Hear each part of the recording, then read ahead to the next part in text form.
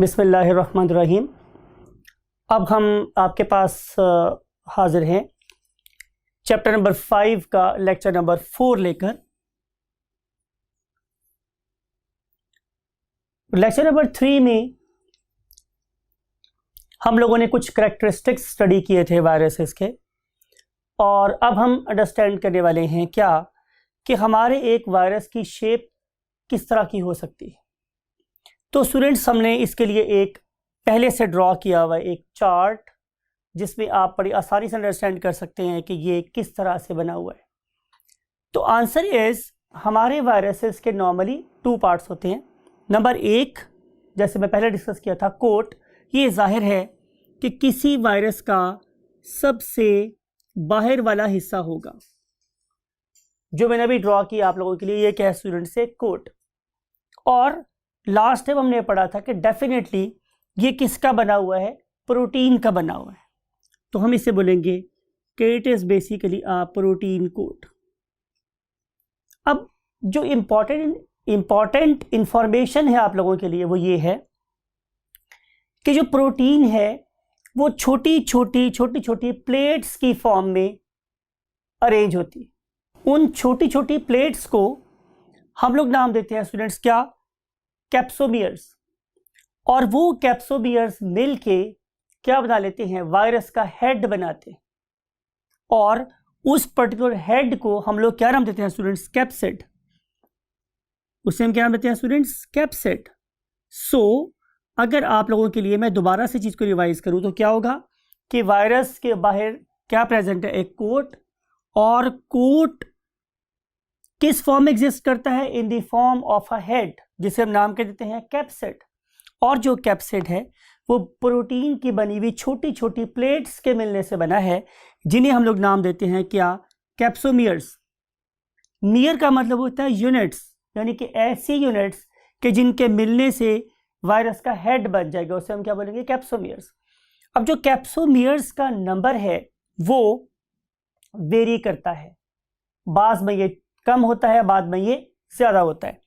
और for example आप लोगों ने जो बुक में से ये नंबर फिगर याद कर लिया वो यही है कि जो हमारे स्मॉल वायरसेस है डेफिनेटली उस पे नंबर ऑफ कैप्सोमियर्स कम होंगे। एग्जांपल उससे दी है कि अगर आप लोग हर्पीज वायरस की बात कर रहे हैं तो उसमें जो नंबर ऑफ कैप्सोमियर्स हैं वो 162 हैं। यहाँ पे सीएम से मुराद कैप्सोमियर्स हैं, सेंटीमीटर नहीं है।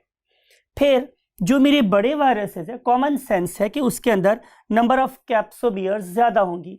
तो यहाँ पे 252 कैप्सोमियर्स आपस में कंबाइन हो रहे हैं, और उनके कंबाइन होने से मेरे पास क्या प्रोड्यूस हो गया, उसका एक बहुत बड़ा हेड, राइट। फिर हम देखते हैं स्टूडेंट्स, तो इस पर्टिकुलर प्रोटीन कोट के कुछ और भी पार्ट्स हैं। मिसाल के तौर पे अगर हम एक टिपिकल आइडियल वायरस की बात करें तो उसके यहाँ पे प्रेजेंट है मेरे पास एक नेक, राइट। बेसिकली ये पर्टिकुलर नेक एक लंबी सी ट्यूब है, राइट। और ये पर्टिकुलर ट्यूब इवेंचुअली जाके एक इंजेक्शन स्टाइल टिप के ऊपर खत्म हो जाती। फिर उसके बाद स्टूडेंट्स नजर आती है हम लोगों को कि इसके बाहर एक कॉलर है यहाँ पे, समथिंग लाइक इट, और एक कॉलर है यहाँ पे, राइट। इस पर्टिकुलर कॉलर के ऊपर आप लोगों को नजर आती है एक और ट्यूब चढ़ी हुई। आप लोगों को इस इमेज में भी नजर आ रही है, लेकिन मैं यहाँ पे ड्रॉ इसलिए कर रहा हूँ ताकि आप लोगों को जब हम नेक्स्ट लेक्चर में life cycle of phase virus को डिस्कस करें तो तब आप लोगों को पता चले कि कौन कौन सा जो पार्ट है वायरस का वो कौन कौन सा रोल प्ले कर रहा है। तो हर चीज से है तेरी कारीगरी टपकती, ये कारखाना तूने कब रायगा बनाया। तो हर चीज की कोई ना कोई लॉजिक है, हिकमत है, दानाई है। तो यहाँ पे ये जो कॉलर है जो अपने यहाँ पे भाषा आई हुई, इसकी अपने एक लॉजिक है जिसको हम लाइफ साइकिल में डिस्कस करेंगे। फिर स्टूडेंट्स इस पर्टिकुलर पॉइंट पर अटैच होती हैं इनकी legs. You can see in this animation कि आप लोगों को ये लेग नजर आ रही है, और लेग्स का नंबर वेरी कर सकता है species to species of the virus. और इन्हीं पर्टिकुलर जो लेग्स हैं उनको हम एक नाम और देते हैं। वो नाम स्टूडेंट्स क्या होता है, रिसेप्टर्स।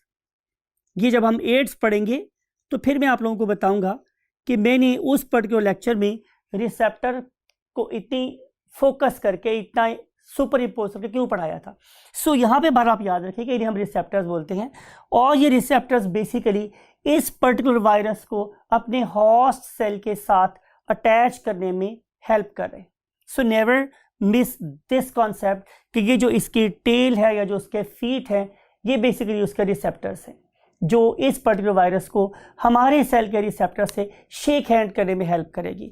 अगर ये रिसेप्टर हमारे सेल्स के रिसेप्टर से कोइंसाइड करते हों, मिलते हों, तो ये वायरस हमारे सेल्स के साथ चिपक सकते हैं, तो ही वो हमारे सेल्स को इन्फेक्शन कॉज कर सकते हैं। अगर ये रिसेप्टर हमारे सेल के रिसेप्टर से मिलते जुलते नहीं हैं, तो फिर ये वायरसेस हमें इन्फेक्शन कॉज नहीं कर सकते। So keep this thing in your mind. फिर उसके बाद स्टूडेंट्स जो अहम बात है वो ये है कि इस पूरी ट्यूब के अंदर से हम लोग इसके दूसरे पार्ट यानी कोर को ट्रांसफर कर सकते हैं from the head to the cell of the host, right. तो यहाँ पे बेसिकली क्या प्रेजेंट था स्टूडेंट्स, डीएनए और आरएनए यहाँ पे। तो इस पर्टिकुलर चीज को हम इस पर्टिकुलर ट्यूब के थ्रू होस्ट सेल में इंजेक्ट कर सकते हैं, राइट। तो ये हुई कुछ बातें regarding the structure of what viruses. अब हम इसकी डिटेल स्टडी करेंगे, मीन टू से कोर की। और अगर मैं इस कोर की बात करूं तो इसमें जाहिर है इसका हेरिडिटरी मटेरियल शामिल है, मीन इसकी जेनेटिक इंफॉर्मेशन प्रेजेंट है। और जो जेनेटिक इंफॉर्मेशन है उसके बारे में हमें यह पता चला कि या तो ये डीएनए हो सकता है और या फिर ये आरएनए हो सकता है। इंपॉर्टेंट बात यह है कि नेवर बोथ, ये दोनों चीजें इकट्ठी नहीं हो सकती। यस, अगर मैं बैक्टीरिया की बात करूं, अगर मैं प्लांट्स की बात करूं, मैं एनिमल्स की बात करूं, तो इन सब में ये दोनों चीजें होती है, डीएनए भी होता है और आरएनए भी होता है। लेकिन इन केस ऑफ वायरसेस यहां पे या तो डीएनए होगा और या फिर मैं आप लोगों के लिए यहां पे एक और चीज लिख रहा हूं ताकि आपको याद रहे, वो ये है या, राइट। या तो डीएनए होगा या आरएनए होगा। और इंपॉर्टेंट बात ये है कि जो डीएनए है ये डिफरेंट वायरसेस में सिंगल भी हो सकता है, डबल भी हो सकता है। एंड नेवर कंफ्यूज योरसेल्फ, यहाँ पे आरएनए भी डबल स्ट्रैंडेड भी हो सकता है और सिंगल स्ट्रैंडेड भी हो सकता है। यानी कि ये इस फॉर्म में एग्जिस्ट भी कर सकता है और इस फॉर्म में एग्जिस्ट भी कर सकता है। ये इस फॉर्म में एग्जिस्ट भी कर सकता है और ये इस फॉर्म में एग्जिस्ट भी कर सकता है। तो ये डिफरेंट वेज में जेनेटिक इंफॉर्मेशन को स्टोर कर सकता है। फिर इसके बाद जो एक और कॉन्सेप्ट आपकी बुक में गिवन है वो ये है स्टूडेंट्स कि बहुत से जो वायरसेस हैं they are very very clever, बड़े क्लेवर होते हैं। वो करते क्या हैं कि वो मेरी बॉडी में जाने के बाद मेरी सेल मेम्ब्रेन को अपने गिर्द लपेट लेते हैं। इसकी मिसाल ऐसे ही है जैसे कि अगर कोई पाकिस्तान आर्मी का बंदा इंडियन आर्मी की यूनिफॉर्म पहन ले तो जाहिर है इंडियन आर्मी उसको थोड़ी मुश्किल से पहचानेगी। सिमिलर एंड वाइस वर्सा।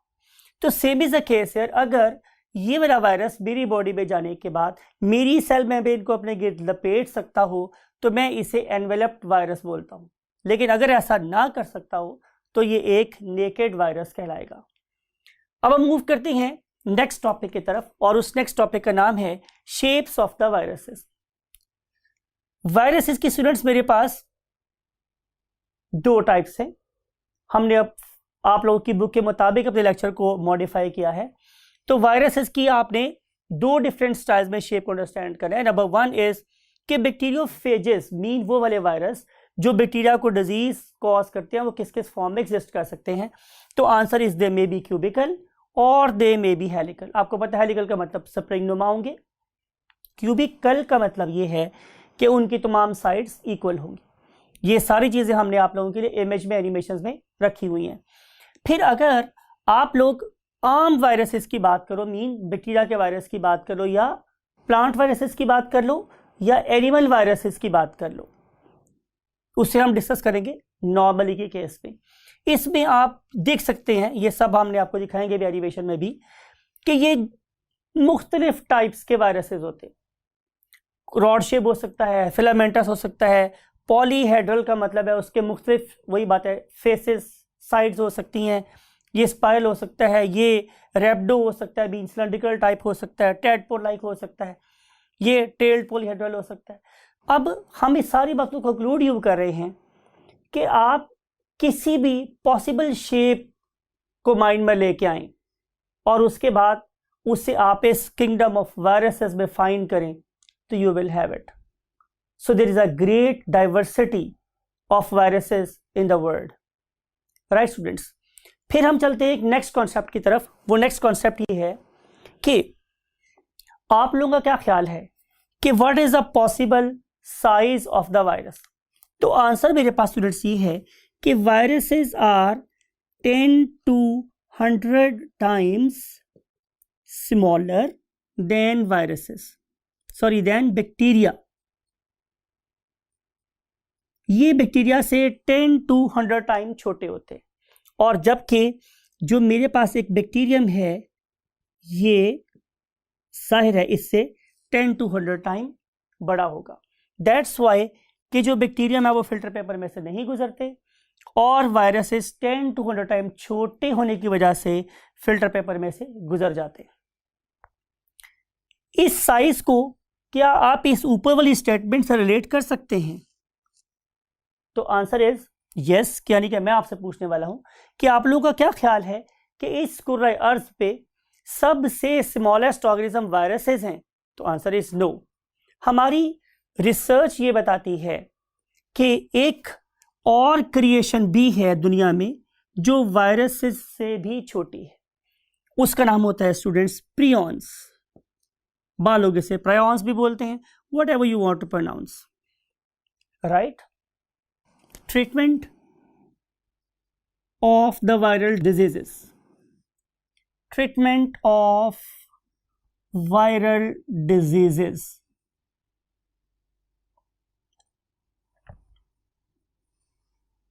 आमतौर पे आपने देखा कि डॉक्टर्स वायरल डिसऑर्डर्स में भी आप लोगों को एंटीबायोटिक दे देते, लेकिन मैं ये कॉन्सेप्ट आप लोगों के माइंड में इनकलकेट करना चाह रहा हूं कि वायरसेस और viral disorders can not be cured और ट्रीटेड यूजिंग एंटीबायोटिक्स.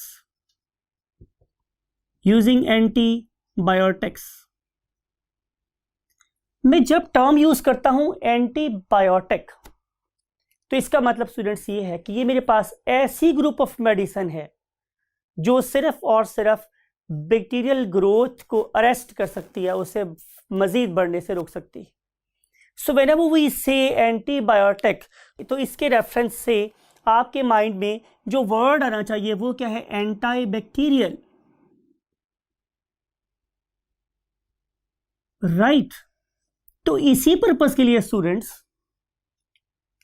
हम ये कह रहे हैं कि एंटीबायोटिक से हम लोग वायरल डिजीजेस को क्योर नहीं कर सकते. तो फिर सवाल ये प्रोड्यूस हो रहा है कि 5 साल 7 साल पढ़ने के बाद डॉक्टर्स फिर हमें वायरल डिजीजेस में एंटीबायोटिक दे रहे हैं. इसके पीछे क्या लॉजिक या दानाई है? तो इसका सिंपल सा रीजन स्टूडेंट्स ये है कि in case of viral disorder your immune system is already at very lower value. जब आपका इम्यून सिस्टम ऑलरेडी अफेक्टेड है और इम्पेयर्ड है, जितना उसको काम करना चाहिए उतना काम नहीं कर पा रहा, तो there is a chance of what? Secondary infection. एक सेकेंडरी कॉम्प्लिकेशन हो सकती है. तो डॉक्टर्स आप लोगों को सेव करने के लिए एक सप्लीमेंट के तौर पे, एक प्रिवेंटिव मेजर के तौर पे आप लोगों को एंटीबायोटिक दे रहे होते हैं. So that's it for today students. Again मैं बोल रहा हूँ आप लोगों के साथ, हमेशा आपको बोलता हूँ कि नेवर मिस द ईयर्स. और आपको पता है कि किसी भी साइंटिस्ट का नाम और जो ईयर है वो हम आप लोगों से जाहिर है MCAT में, और फिर इसके अलावा लाहौर बोर्ड का जो 22 एग्जामिनेशन है उसमें भी आप लोगों से पूछ सकते हैं. So take very good care of these values and the contribution of scientist, and remember we should never forget the contribution of our forefathers to be here at this stage of knowledge. Take very good care of yourself. Thank you very much.